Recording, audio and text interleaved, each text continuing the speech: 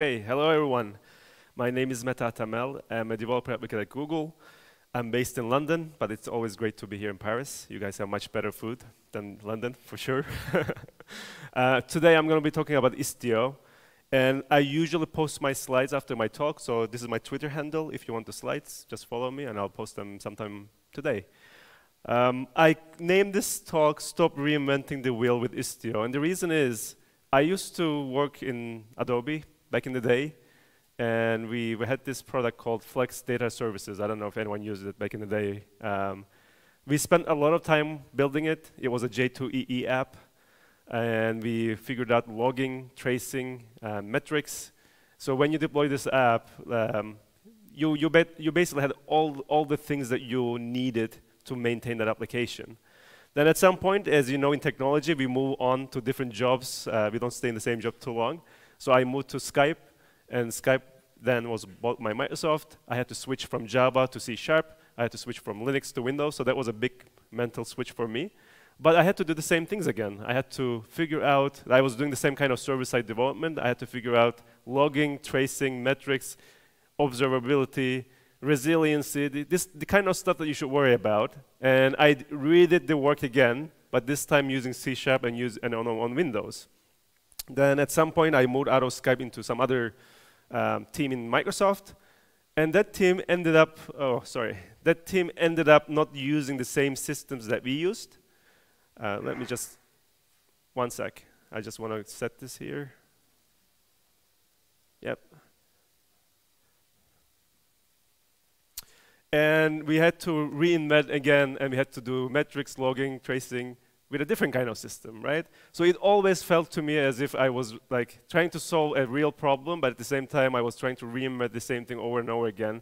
And I was thinking that, isn't there something that can help me, no matter what kind of language I'm running on, to solve these basic problems that we always have to solve. And that's what Istio is about, and that's what I'm going to talk about here today. But before I start Istio, I want to first give the background for Istio, for those of you who might not be familiar with it, and give the context for it so that we understand why there is a need for Istio. First of all, container. Anyone here knows about containers? If not, then you've been sleeping in the last 2-3 years.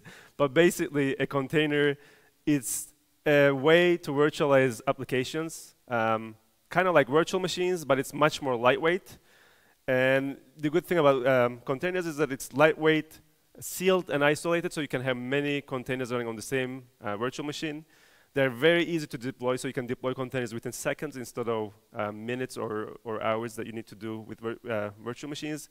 And they're composable, meaning you can have a container that your application depends on, so that's like the base image.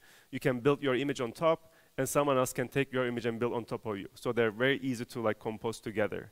So because of all these benefits, this is the de facto standard nowadays people use to compose applications and deploy them in the cloud.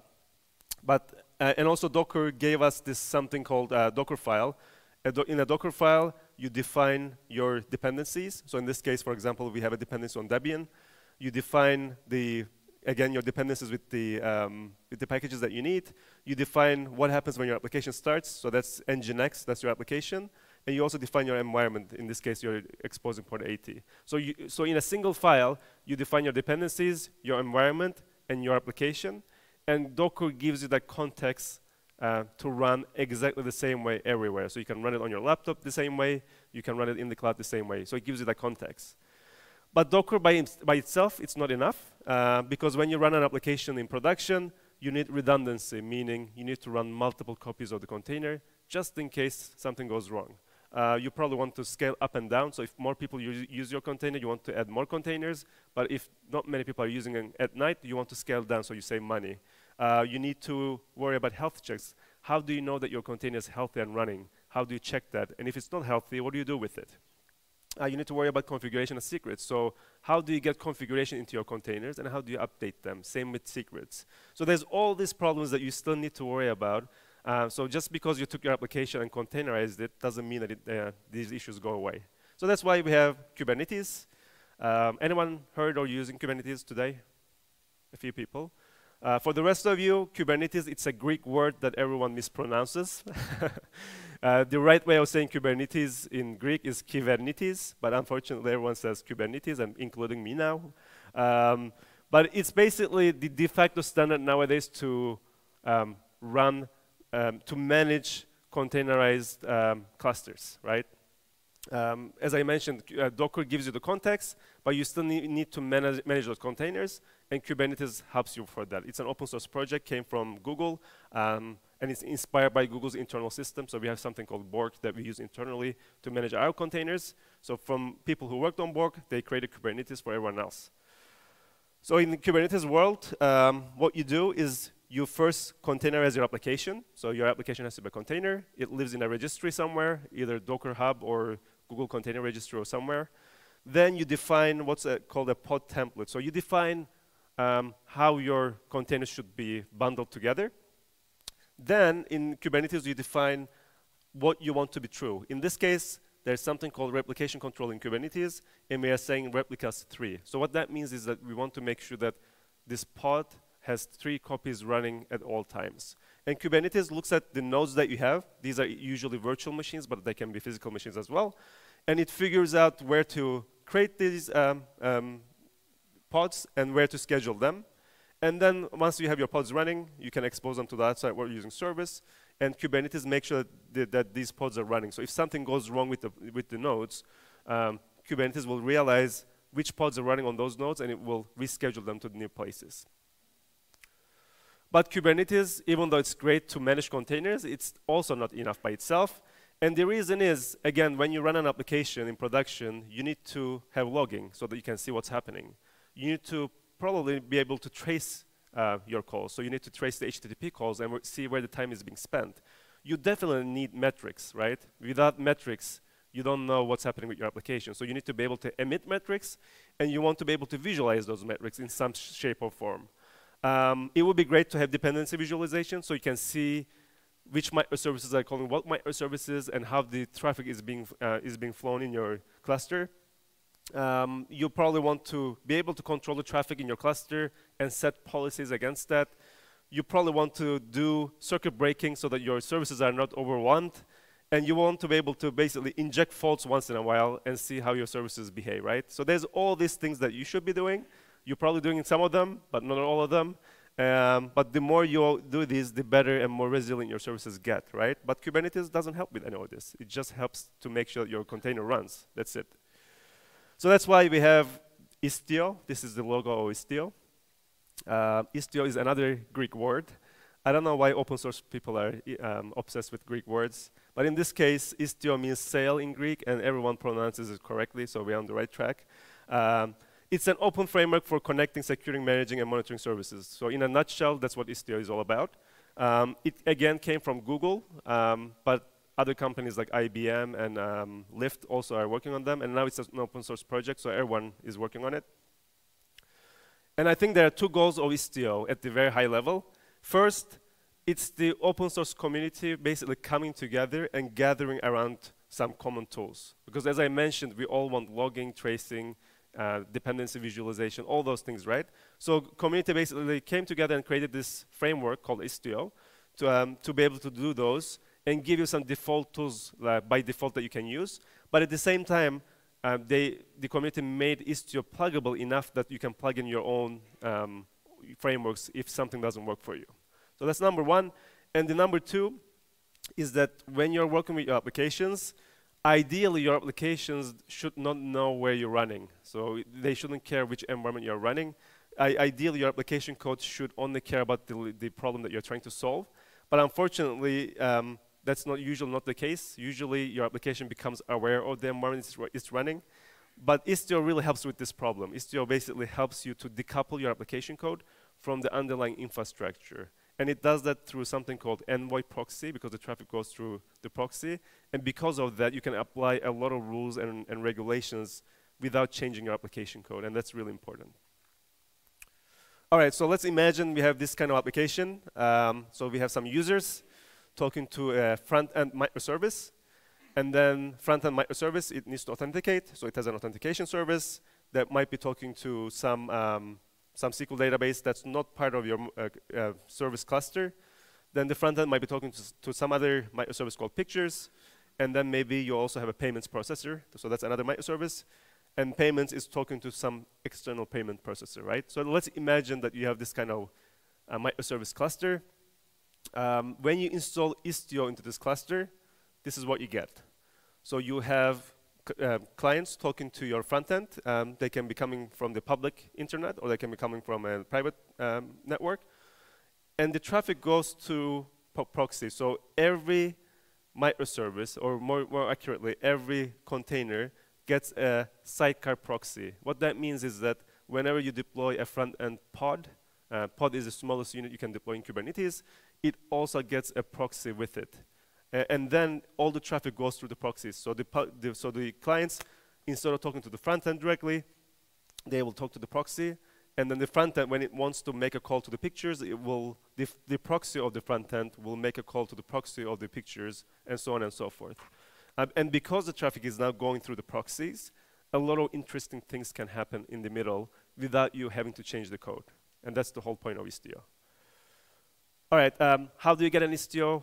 How do you install an Istio? First, you need a Kubernetes cluster. I'm going to mention this. Like Istio is meant to work on not just on Kubernetes, but on virtual machines and Cloud Foundry and Mesos and things like that. But in reality, it works on Kubernetes, and that's what I use it for. But in vision, it's supposed to work on many different platforms. But in this case, we're working on Kubernetes. First, you create a cluster. For those of you who know Google Cloud, this is how you create a Kubernetes cluster in Google Cloud. The only thing that I'll point out here is that we are using the latest version of Kubernetes. It's important because it still works with Kubernetes 1.8 and up. So you need to be on a recent version of Kubernetes. And I'm saying number of nodes is 4. I'm using 4 virtual machines in this case because Istio needs some resources. That's what I figured. I tried to make this this cluster smaller, like 2 nodes, and then I run into problems. So you need to have at least 4 virtual machines, standard virtual machines in Google Cloud. So that's number 1. And then you also need to set cluster role binding. So this basically gives Istio the permissions to manage your cluster. So you create a cluster, make sure that your cluster is big enough, and then you set the rules to make sure that Istio can manage your cluster. And with that, you can install Istio. All right, so let me show you how to install Istio. So I already created my cluster. So this is Google Cloud. Let me try to make this a little bit bigger. So this is Google Cloud console, and I already have a cluster here. So I just want to show you how to install Istio on this cluster. So here I am. First, what I want to do is I want to say kubectl get pods. So this is how I see the pods that I have in my cluster. I don't have anything. What I want to do is I should show you this. I already have different versions of Istio, 0.8. It's very hard to see, sorry about that. 1.0, 1.02. Let me make this. Is it better? Maybe a little bit better. Okay, so the latest one is 1.0.2. So that's the one that I want to install. Oop. And to install it, we will just say kubectl apply F and install. Then there's an Istio demo auth. So this will create all the Istio things that I need. And you'll see that there's a lot of things here. So this installs the base Istio, but it also installs what's called add-ons on Istio. And we'll talk about the add-ons as well, like things like Grafana and Prometheus and things like that. So we'll let that happen. I also have a cheat sheet here, so let me just check what else I need to do here. And then once that's done, what we can do is kubectl get pods. You will see that there's no pods still because Istio installs in its own namespace. So what I need to do is I need to say Istio system. And this will tell me all the pods for Istio. So the Citadel is the authentication service. Egress gateway, ingress gateway is for inbound and outbound traffic. There's telemetry, tracing, Prometheus, service graph. So we'll take a look at those. But basically, like by just running a single command that has the YAML definition of all of these, you can get Istio installed. And I think that's all I want to show here. And if you do kubectl get service, then we can see that a bunch of services are being deployed. The important one is Istio ingress gateway. This is the one that has the public IP, and this is the one that we're going to use to access our service mesh. But we'll take a look at that later. All right, I think that's all there is to it here. Let me see, where's my...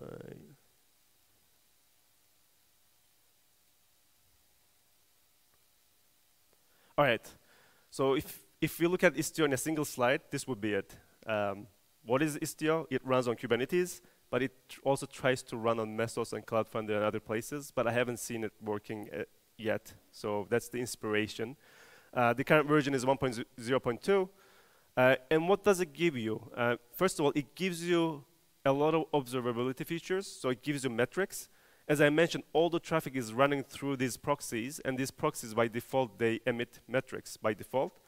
And then it gives you a way to query those metrics with Prometheus, and then visualization of those metrics with Grafana. So you get the metrics, and you can also see them. It gives you trace spans with Jaeger and Zipkin, so you can see where the time is being spent in your application.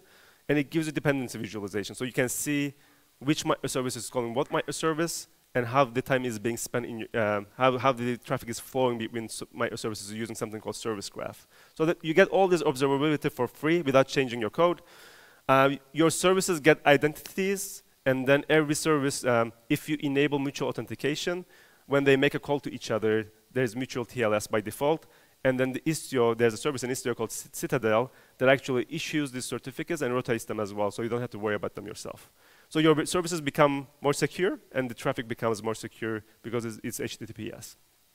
And then for traffic management, you can dynamically control traffic. So you can literally set rules on the fly about how the traffic should flow in your cluster.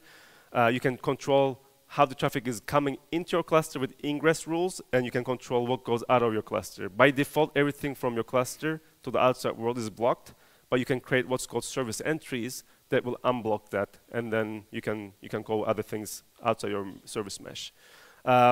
You can specify timeouts and retries, so you can basically, by default, I think there's a timeout of 15 seconds. If a call takes more than 15 seconds, it will fail, but you can change that. And you can change how many times Istio actually retries on behalf of you. So if you want Istio to retry a call for you, you can do that, so you don't have to do that yourself in your application code. And you can inject faults in your code. So you can basically say, I want 40% of these calls to fail with this HTTP call, and just test and see how things work. So yeah, that's pretty much it. So now let's look at the details of this. The building blocks of Istio kind of looks like this. So as I mentioned, your front end and the payments microservices, they will each get proxies, and all the traffic will flow through the proxies. The proxies, they understand HTTP 1.1, HTTP 2, or for those of you who know about gRPC, which is a binary protocol from Google, and it's open source.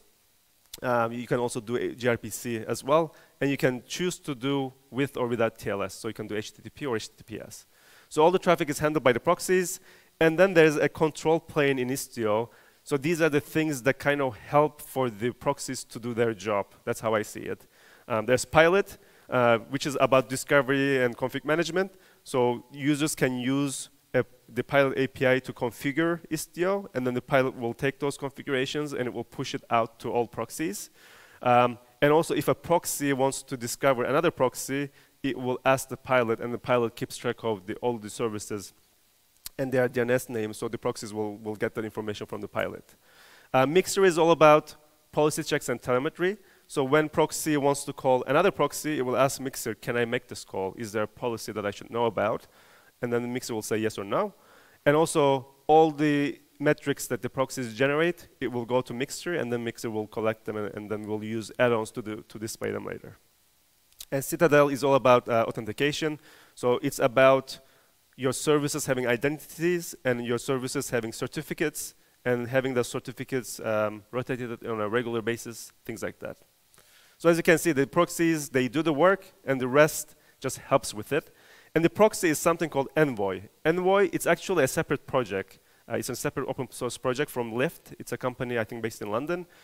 And it's, as I mentioned, it does the load balancing, HTTP2 or gRPC proxying, circuit breakers, health checks, metrics. So all the goodness of Istio actually is coming from, not all, but most of it from Envoy, and everything else is trying to support Envoys.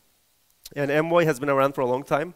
At Lyft, they've been using Envoys by themselves in their own virtual machine environments, and they have clusters of like 10,000 or more machines where the traffic is being routed through Envoys.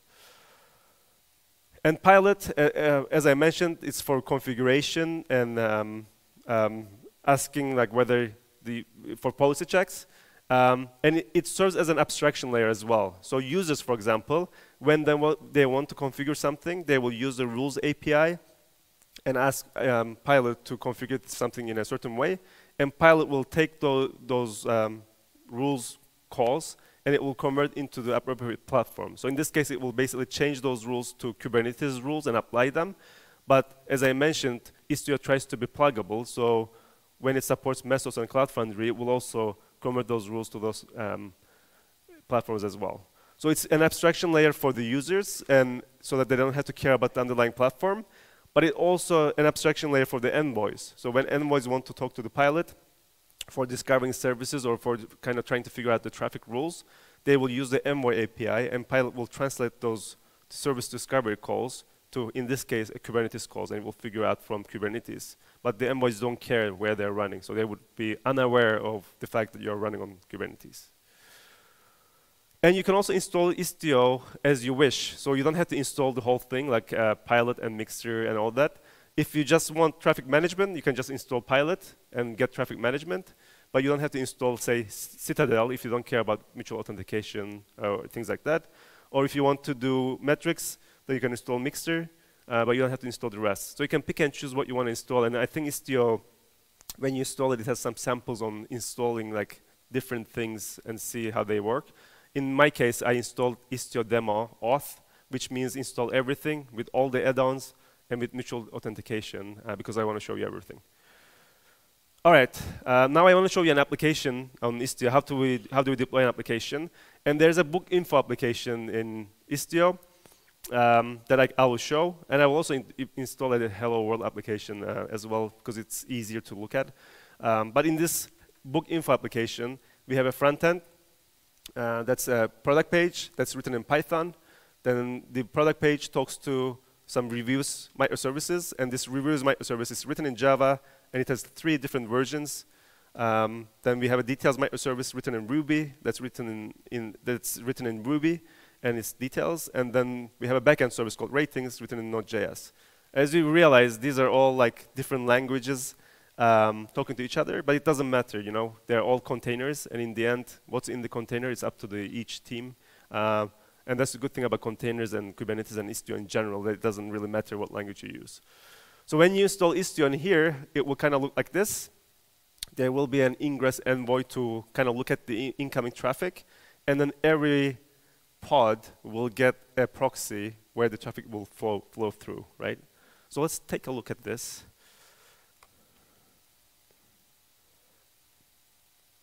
So first let me sure that so all the Istio pods are running, and the post-install ones are completed. So what we're going to do is, if you look at the samples, under samples, there's a bunch of samples, and one of them is book info. So I'll just do that. So I'll just say kubectl. Let me just double check. This is my cheat sheet, by the way. Yep. Book info. I think it's on the platform. Yeah, platform, Kubernetes. And under here, there's book info.yaml. So this will install book info pods. So this created the details, ratings, and then the reviews with different versions. And another thing that we need to do is, in Istio, there's the notion of gateways, virtual services, and destination rules. So we need to set those up as well. So let me just install that, and I'll explain what they are. Samples, book info, networking, and under here, book info gateway. So this will install the gateway and the virtual service for our application. And let's just take a look at what these are quickly. So if you look at book info platform, book.info.yaml. So this is the file.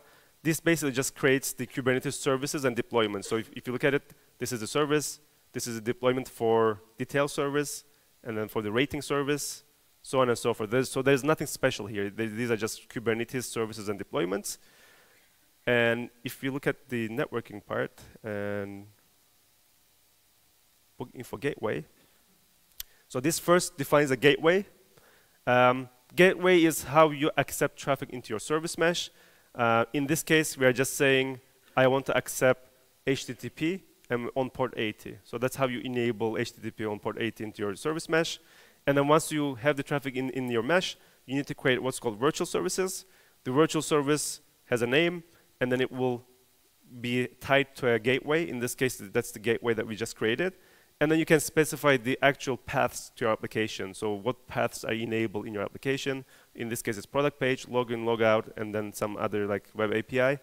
And you also specify a special port if you have it in your application. So by defining these two, you're basically enabling your application to be part of this Istio service mesh. So let's now go back here. And let me kubectl get service.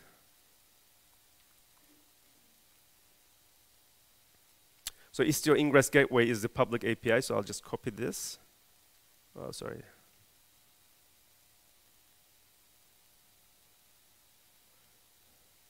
Where is my... Yeah, let's open this page and say product page. So this is the book info. That's talking to the details microservice and the reviews microservice. And actually, if I do refresh, you see that the reviews right here are changing because we had 3 different versions of the reviews. So every time we refresh, well, not every time, but yeah, sometimes it changes. But yeah, it should cycle through like 3 different versions. And we'll fix that later. But because we have 3 different versions, it will cycle through them every single time. I also have another one. That's a simpler one. Let me try to deploy that. I created like a Hello World.NET Core application. And let's see, by Istio. So this is my app that has a service and 2 versions. Yeah, sorry about that. I should, if you don't see it, just please remind me. And then I'll say kubectl apply, Istio. Then I create the gateway. And then virtual server.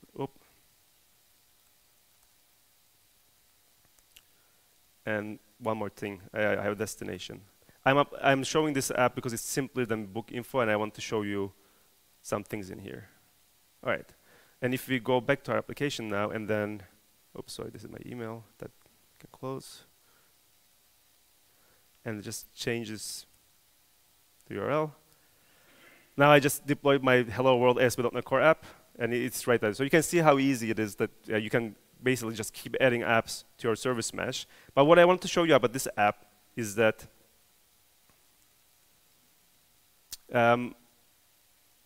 first, like Hello World ASP.NET Core YAML, it's my app. So I define a service and a deployment for my application. So this is straight Kubernetes.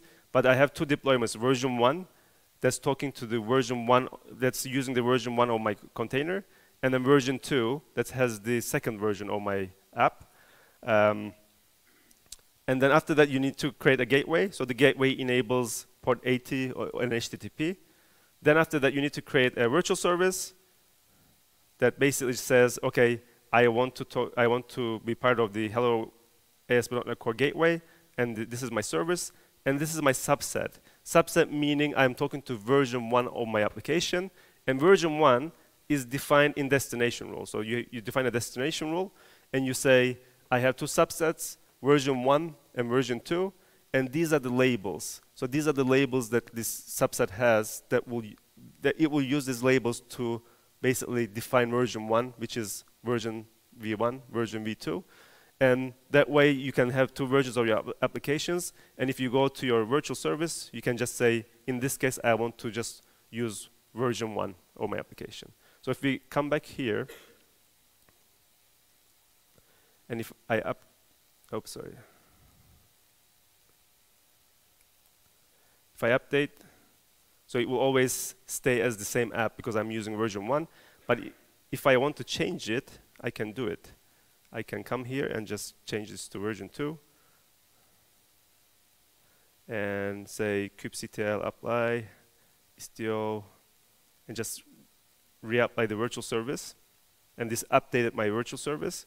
And I come back here, and so now this says learn how to build ASP.NET apps that can run anywhere. If I update, it will say that can run on Google Cloud Platform because I just switched to version to my application. So that's how you can change like your apps, create new versions, and update like in a really easy way. All right, we can go back to my app.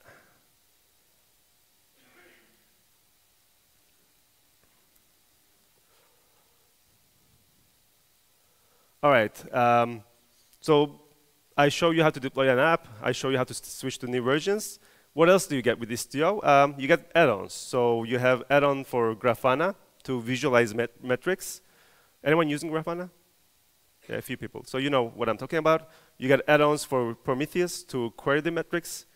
You have add-ons for Service Graph to visualize how the traffic is flowing in your service. So you have the ingress, product page, reviews, stuff like that. And you can use Jaeger or Zipkin for tracing to see your HTTP calls. So these add-ons, I already installed them, and they're available to your application without you having to change your application. Let me show you a couple of them.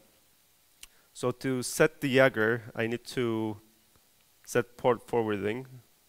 So what I can do is first let me send some traffic to my application. So I'll just copy this and come back here. I think I need to get rid of these.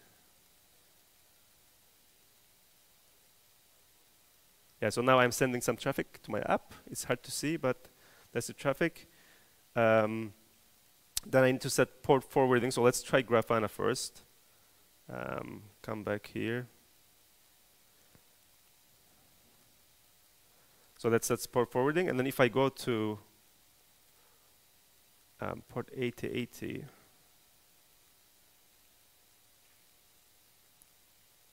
oh, because I misspelled. Now we'll see the Grafana. And there's a bunch of dashboards. Let's take a look at one, the service one. So I can see that there's some traffic going through, and I can see the product page V1 and all the stats about it. I think I should see where's my other?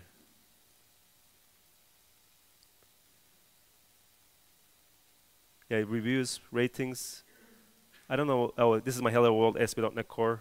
So you can see all your things in here by default without having to change your code, which is nice.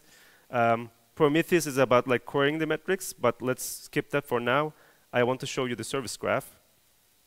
So if you want to see your service dependencies, what you can do is, let's kill this.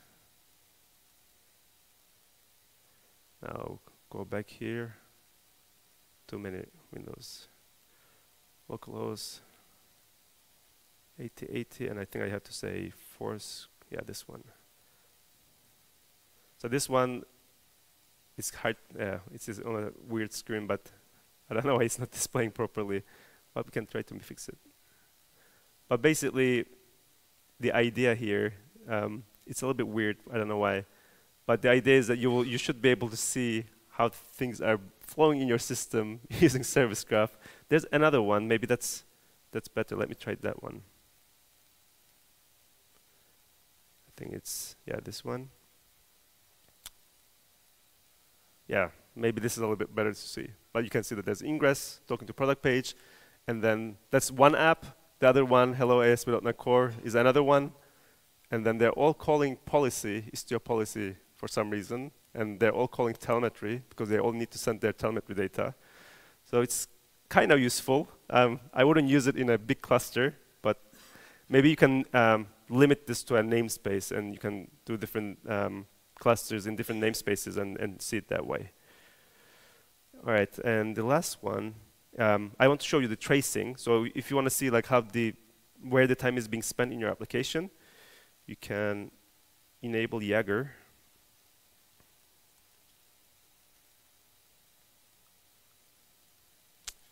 And if we go back,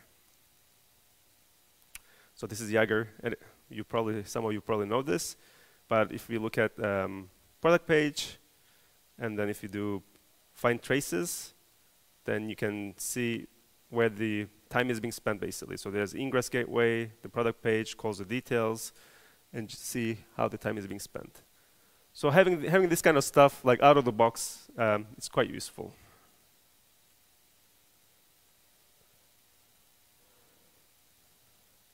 All right.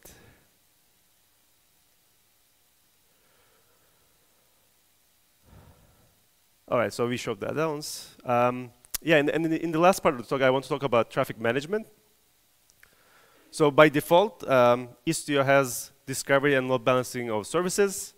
It can do dynamic request routing. So if you want to do A/B testing, you can set 2 versions of your application, and then you can basically, as I showed you in this app, you can just do A/B testing and see which one performs better. You can set some rules on timeouts and retries. So what's the timeout limit for your application? How many retries should happen? Istio can do that for you, so you don't have to do that yourself in your application code.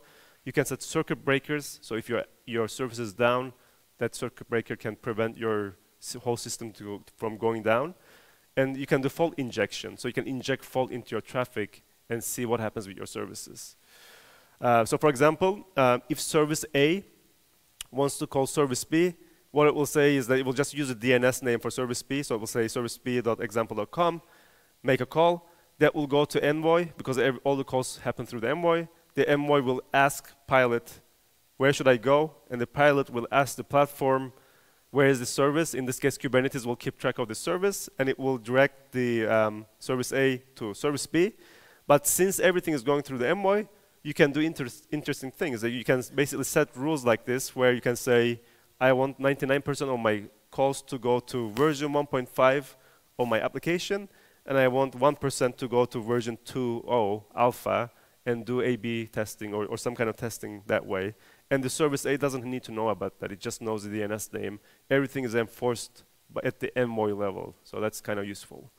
Or you can do more interesting things. You can use headers. In this case, user agent Android or user agent iPhone. You can use those headers in your service rules.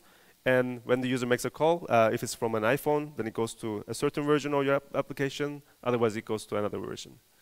And there's much more like more complicated rules here. I'm just showing you 2, but there's many different things that you can do in here. And then in terms of failure handling, I talked about timeouts and retries. You can actually limit the number of concurrent connections. So you can say, my service can have only 100 connections at a given time, and then for the rest, they will just get some kind of error that you specify. You can do circuit breakers, I mentioned, and fault injection. So by fault injection, you can basically set fault injection at every level. So for example, if you have a timeout between front-end and movies of 100 milliseconds and 3 retries, you can set a delay in your call of 300 milliseconds, and you can set another delay here, like 400 milliseconds, and then see what happens, like see how your services behave. Or you can say, I want this to happen 10% of the time, not all the time, right? And randomly like simulate things like that and see how your services behave. I think I showed the routes already, how to change routes, but let's try. So let me try to show you the book info one.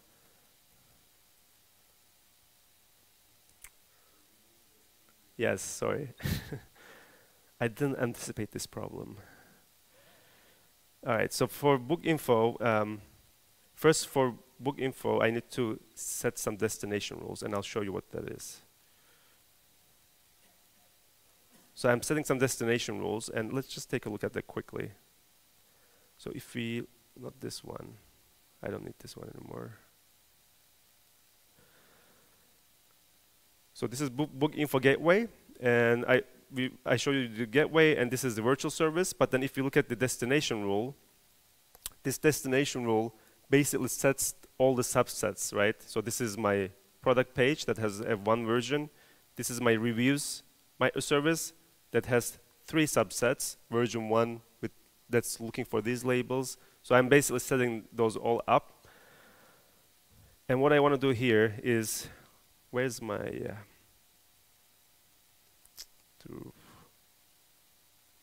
so if you go to product page,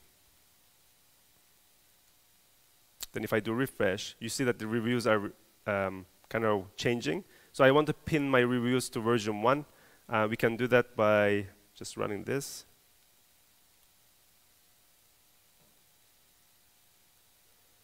So this sets all the, oh again, sorry.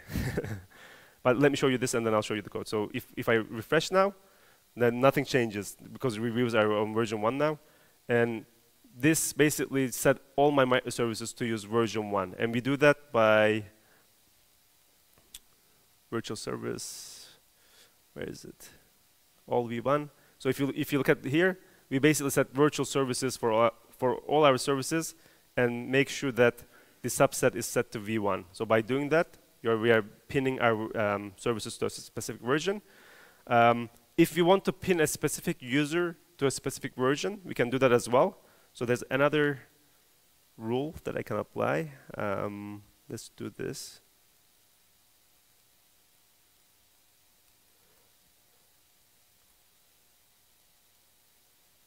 So what I'm doing now is I'm setting reviews to version 2 for a specific user, right? That's what's happening here. And then if I go back to my app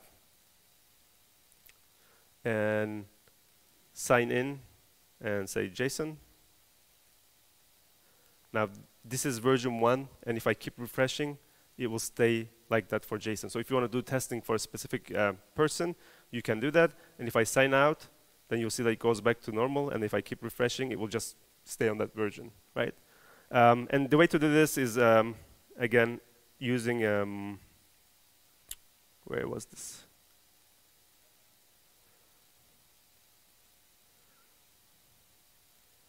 Which one did I apply? There's a lot of YAML files. This one? No.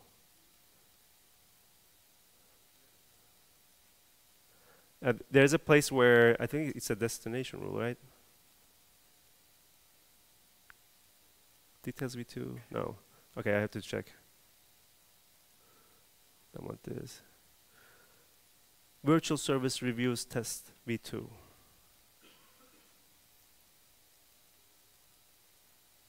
Yeah, this one. Yeah, so if you look at here, we are basically doing HTTP matching and then looking at the headers, and if the end user has exact JSON in it, then we pin it to version 2. Otherwise, we use version 1. So by doing that, you are basically pinning a certain user to a certain version of your application. All right. And I can actually show you the faults. I won't show. I only have 5 minutes, so I won't show you in action. But I want to show you how to inject fault into your service. And I think there's an example here. Maybe not here. I'll show you in my app. So if we go to my app,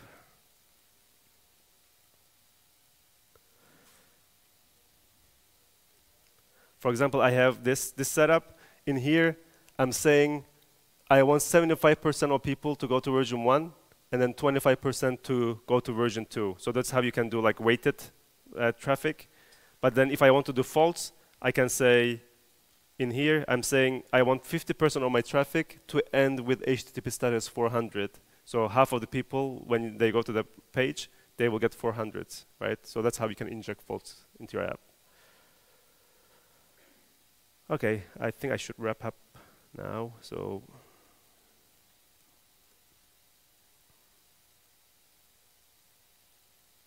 oh, and just to mention, all this stuff that I talked about, gateway, virtual service, destination, and service entry, they came after 0.8 version of Istio. So if you were using Istio before, they were called completely different things. Like ingress rule was gateway, rule was virtual service. So if you are used to this kind of terminology, you need to change them. And this is like the official names for them.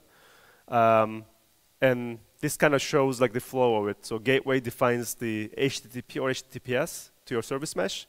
virtual service defines your kind of app and the actual paths to your app, and which versions, which subset of your app you want to run.